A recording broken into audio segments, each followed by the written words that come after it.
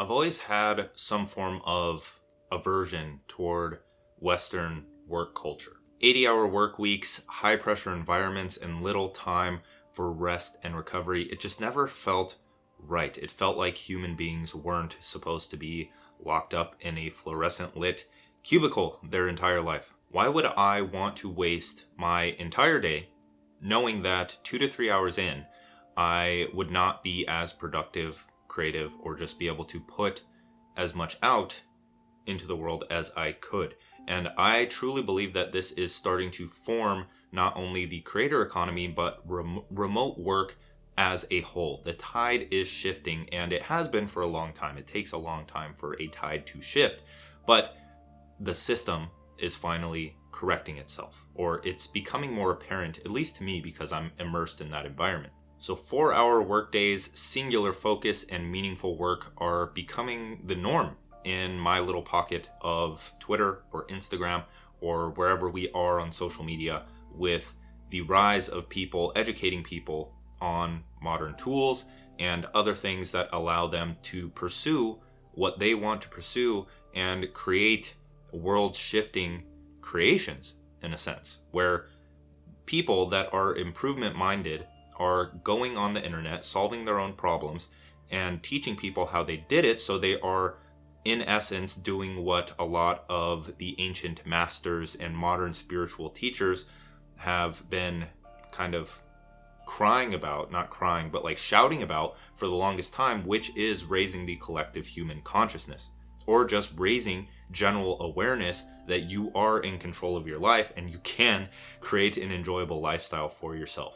The clever man may work smarter, not harder, they say, but the creative man doesn't work at all. Now that is a quote from Alex Sujung Kimpong. I am rereading the book Rest by him, and it is very enlightening. I would recommend that you pick it up. So if you're anything like me and you like going to the gym, then you understand the need for rest and recovery. You understand that you don't go into the gym for 8 hours at a time, absolutely destroy your body at full output, and expect to recover or even enjoy the rest of your day. It doesn't work that way. And focus is a muscle. It really is. Props to Joey Justice for, coining that phrase. Focus is a muscle, because it is. It should be treated like a muscle, because you can only put out so much psychic energy or mental energy at a time. You need to recoup. You need to recover the psychic energy through rest. Now, I have been developing my own productivity and creativity system for a long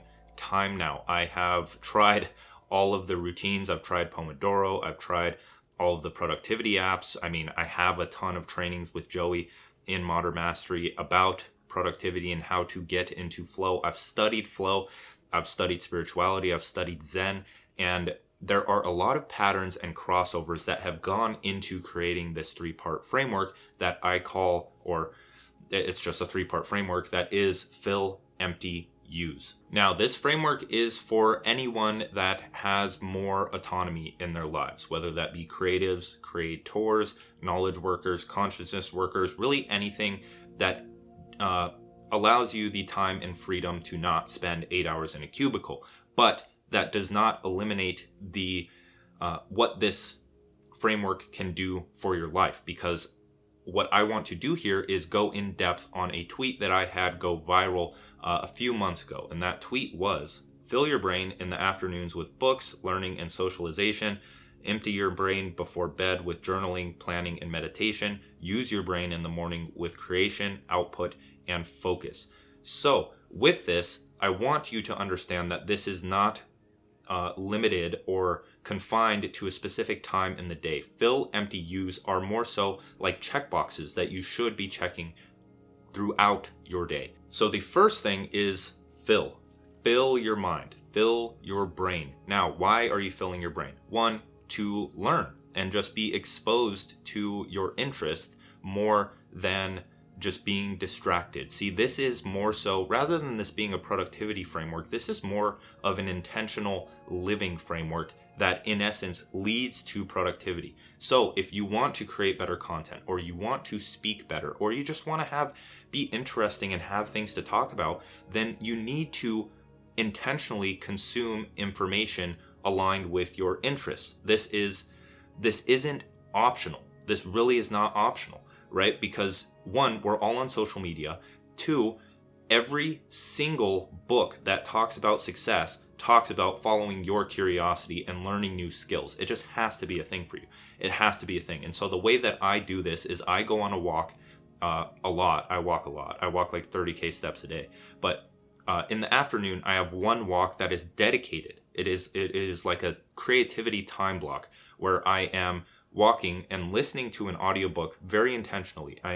It's kind of like a walking meditation where I'm listening as closely as I can to understand what the person is saying. And then when a golden nugget pops into my head, or I hear something that causes that dopamine level to raise and causes excitement, that's how you notice it, is excitement. And you're like, oh man, I have to write this down. And so you take out your phone, you write it down. If you need a way to structure this, download my free challenge to 10x your creative output. It's called 7 Days to Genius Ideas. But that is what you have to do. You have to fill your brain with information that is conducive to your goals. If you understand my 3 pillars, which is focus, energy, and experience, you need energy to put towards your goals. You need to align almost everything you consume, physically, mentally, whatever it may be, in alignment with your vision for the future and your goals. And I guarantee that it will be near impossible not to hit those goals if your entire life is intentional and conducive to hitting those goals. Now, I'm a big fan of like getting the most bang for my buck out of what I'm doing in the day. So when I go on walks, I'm not just walking mindlessly. Sometimes I flaneur and I just go around and walk and enjoy and have wonder for life itself. But my walks have a lot of purpose behind them. One being consuming intentionally because I'm a content creator, right? I need that information and it's conducive to me, to my goals of growing an audience, making an income for myself, and all of the above, right? But another thing you can do to consume information is read in the sun, right? So this is similar to a walk if you go shirtless or something, but sunlight is extremely important for your health. It is one of the utmost important things for your health. I would argue more so than nutrition. Nutrition, of course, it's important and there's things with that, but sunlight is extremely fucking important, as I've been learning. So one thing you can do is use this as an excuse to get out into the sun, right? Because if you're at home and you're trying to consume information or really do anything, you're just surrounded by distractions. That's why I like walks so much, is because it's impossible, almost impossible, to be distracted out there. And the same goes for laying out in the sun. If you go outside and you go somewhere to read or to listen or to just like intentionally scroll the timeline and get what you need and get off, then it becomes that much more enjoyable. Because if you understand flow psychology, then you can see where I'm going with this. You have a goal for the activity that you're doing. You have intention behind it, and you know exactly what you need to do. You understand the rules of the game that you are choosing to play at this given moment in your life. So that was fill your mind. Number 2 is empty your mind. Now, why are we filling our mind before we talk about using our mind or emptying our mind? It's because we need that information, but at that point, we have so much in our head that we're thinking about that, one, we need to empty our mind, and there's many ways to do that, which we will talk about. But before we even use our mind while working, we need to come from a place of creativity and calm. You can't do it when you're focused on, if you need to focus on, let's say writing an article, but you're still thinking about this other thing that you heard from an audiobook that's completely unrelated, then it's gonna split your focus, and it's going to be hard to channel that psychic or mental energy into your work. So the second thing is empty your mind. So in psychology, there is a network in your brain called the default mode network. So this is from the book Rest. The DMN, or the default mode network, is a series of interconnected sections that activate as soon as people stop concentrating on external tasks and shift from outward focused to inward focused cognition. So when I say empty your mind, I'm more so saying let the default mode network, or your subconscious mind, take over, right? So this happens when you're on a walk, when you're contemplating, when you're meditating, when you're at the gym and you're under intense pressure and your default mode network is still working. And what's very interesting about this default mode network in your brain is that it is almost, if not as active as your brain is right now, when you're focused on a task. It is still active. That's extremely interesting, because that is the process. That's when you have like insight, right? Or you make that discovery, or you remember something. It's your subconscious mind working on tasks that bring whatever insight or idea it may be to your conscious mind. So this is what creativity is all about, really, and having all of those brilliant ideas, if you could say that. And so one example that comes to mind is a programmer. So I used to be a programmer. I know a lot of people face this problem, but this is a good way to explain it, right?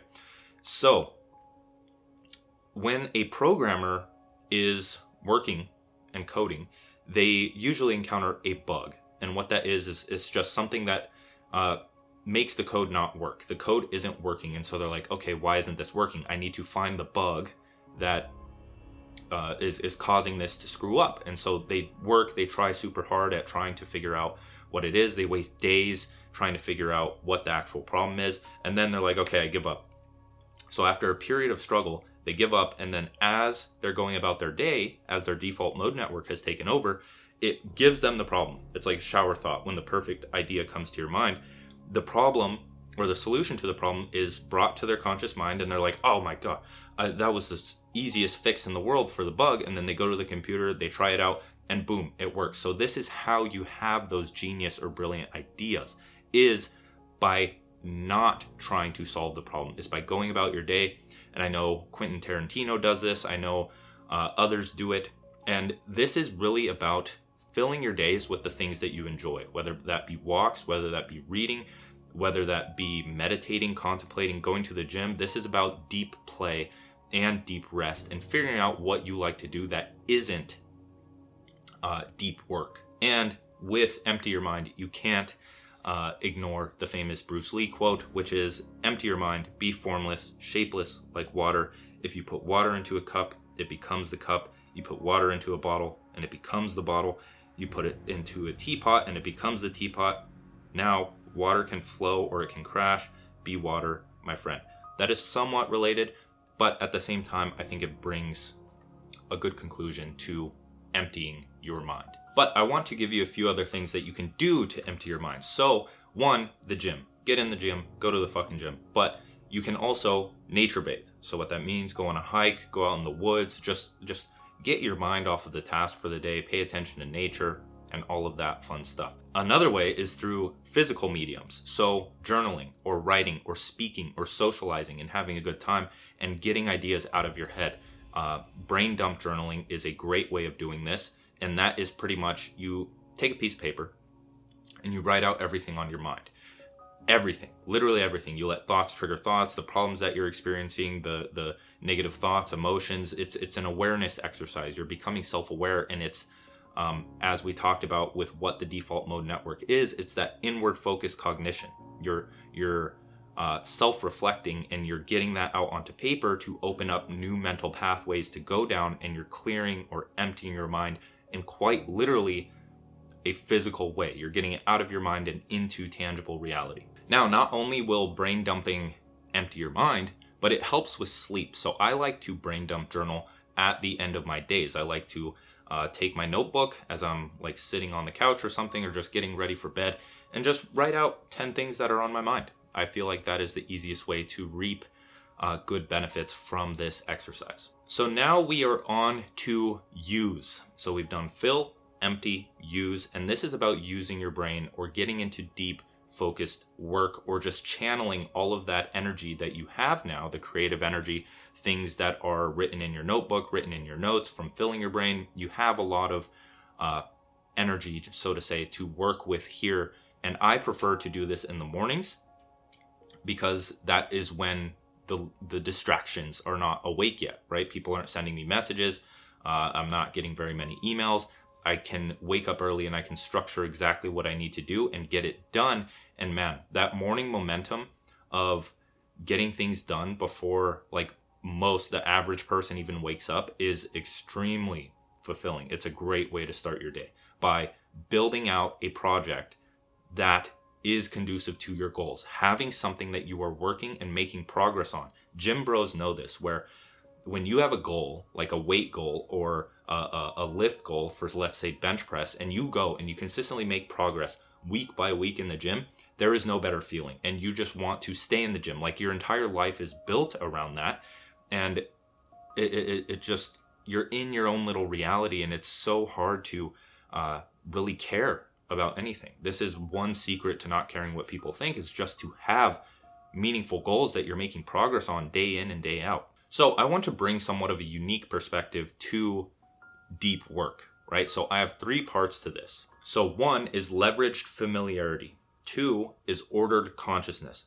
3 is connection to the unknown, or just being present. So leveraged familiarity is pretty much getting into a routine. So making it habit, making it so your body automatically wants to get up and get into that deep and focused work. Now you can study habit formation for this, but what that does is it's a primer, right? You sit down, you know exactly what you're going to do, and you get it done. And this is where things come into play, where you have to be very intentional about what you're going to start doing and what you're going to work on for the day. And that's where ordered consciousness comes into play, or as I like to call it, focus framing. So for focus framing, you need a goal, you need clarity on how to get there, and then you need to take action in the most simple way possible. So let's take writing a newsletter or article, for example. If I'm writing a blog article, the goal is to write, let's say, 1,000 words. Clear goal. How do I get there? Well, I outline it, right? Clarity comes from an outline. So you outline, okay, I'm going to talk about this, this, and this. And then in terms of like that low friction action, you just need to start writing. And so what this does is, when you are focused on this specifically and you consistently remind yourself of this, 1, it's intention, that's what you are stretching towards, you're much less likely to check your phone or open another browser tab or scroll social media, because you know exactly what you need to do. And there's no friction there. There's no split focus of like, okay, I don't really know what I'm doing here, but social media came to mind, so I can go there. No, it's not like that. You need to have that framed focus. So now the third one, when I say connection to the unknown or just being present, I mean that you need to approach your work from a state of calm, right? It's going to be very hard when you are stressing, because stressing is assuming that your attention is split, that you're focusing on something in the future or the past that has yet to happen or has already happened, and it's just not going to happen. So before you start your work, take a few deep breaths, loosen all the tension, and then go straight into that, just writing the first word, or taking the first step, or putting on your shoe, or walking outside, or something of that nature, whatever the lowest friction action is to get into that deep focused work. So that is it for this one. I hope you enjoyed. Please make sure to subscribe, leave a comment, like, share, do whatever you got to do, and check out the links in the description for my free and paid products. And I truly appreciate you and hope you have an incredible day.